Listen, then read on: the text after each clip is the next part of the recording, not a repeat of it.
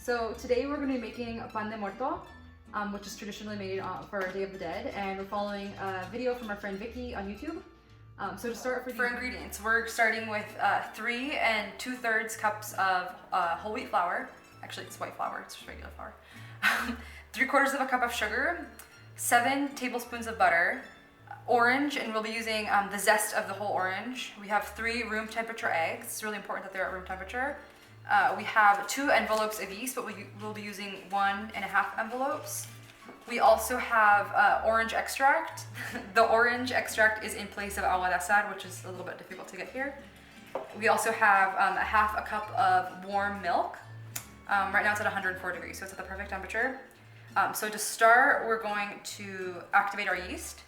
So I'm going to take our warm milk, and I'm going to put it in the bowl.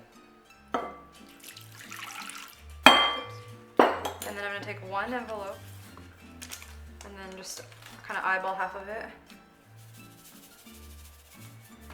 And then a tablespoon of flour, just from the one that I already measured out.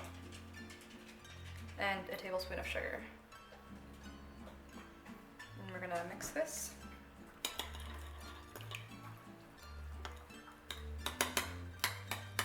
So I'm gonna use my whisk. It's incorporated, and then we're just gonna wait for it to activate. It takes like 5 minutes. So now we're gonna get started with making the dough. So our yeast mixture has about doubled in size. So I made a circle shape with my flour on my clean work surface. And I'm gonna pour my yeast mixture into the center of it.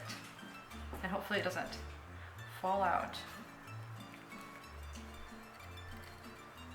Okay, I'm gonna actually try to scoop some of this.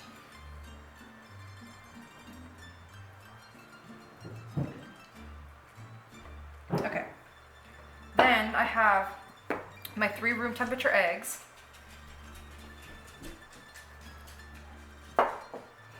my sugar, my orange zest, like a pinch of salt, without pinching it, just a little bit. And we're actually gonna save the butter. So we're gonna start working this like pasta.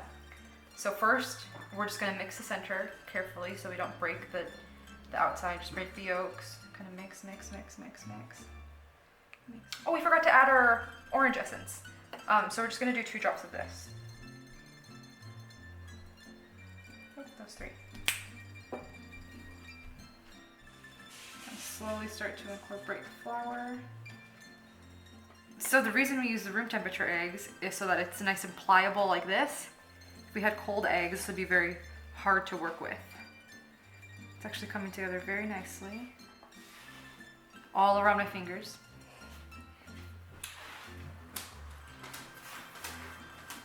Okay, so I've kneaded my dough for 20 minutes now, and it is super glossy, it's really soft, it's really even textured. So I'm going to put it in a glass container that has butter.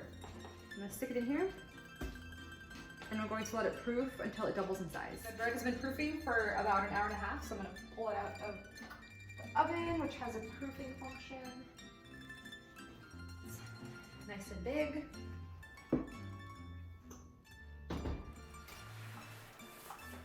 I'm gonna take our bread.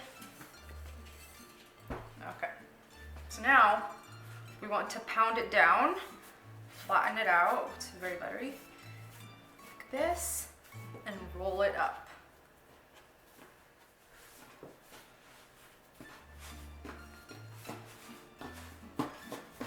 So now that we have our log, we're going to split this into 4 pieces.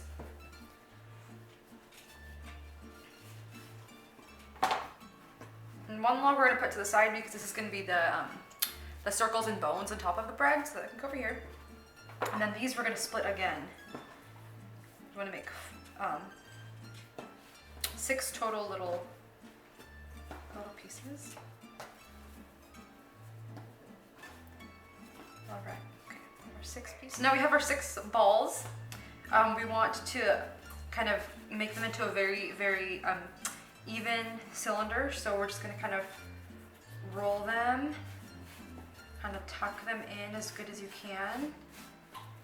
Mine has some folds on the bottom, so I'm just gonna make sure that those are facing down. I'm gonna place it on my baking sheet. So once all of the circles are on my pan, I'm gonna wanna squish them down just a little bit and spread them out as far as I can. You might need 2 sheets if you have a smaller baking tray, like that. And now with my 4th section, I'm going to want to split this again into 6 pieces. And this is now going to be the bones of the bread. So it signifies the bones of the people. So let's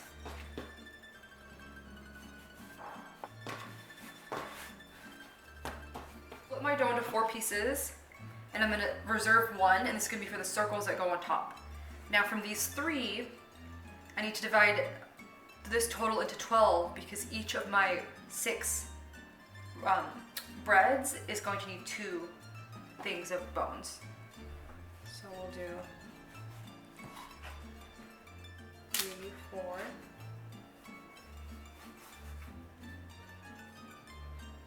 9, 10, 11, and 12. So now we're going to make little dough rolls. So we're going to roll it with our fingers, first with our hand closed like this so it gets long. And then once it's kind of long,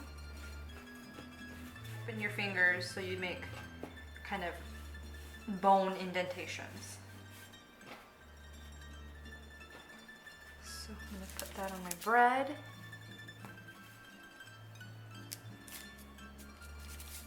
There's one.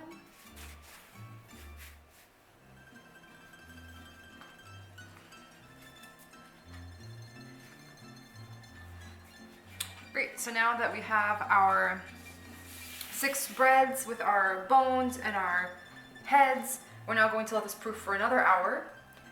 So I'm just going to proof this now just on top of the oven because I have another recipe going in the oven. And then after that, we'll come back and bake them. Here we go. And now we're going to put the bread in the oven at 350 for 20 minutes. Excuse me, Missy.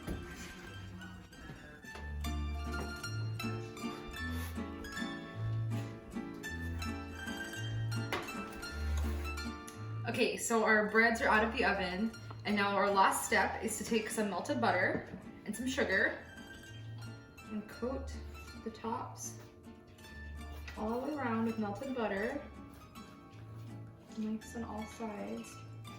Okay, I'm gonna take my regular sugar and sprinkle it all on, and we're all done. Okay, so now we're gonna see what they look like inside. It's not too hot. Ooh, it is really hot. Huh. But look how fluffy they are inside. Nice and steamy. Let's take a little taste test.